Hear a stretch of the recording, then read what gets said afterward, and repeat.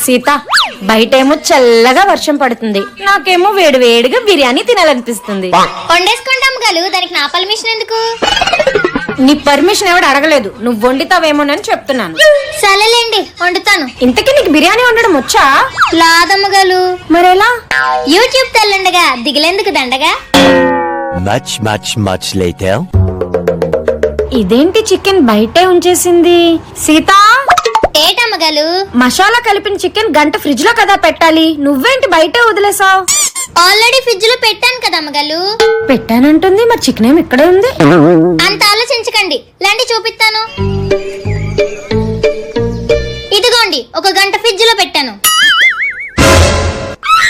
ఒసేయ్, గంట ఫ్రిడ్జ్ లో పెట్టమంటే గంటను తీసుకెళ్లి ఫ్రిడ్జ్ లో పెట్టడం కాదు, చికెన్ ని గంట సేపు పాటు ఫ్రిడ్జ్ లో పెట్టమని.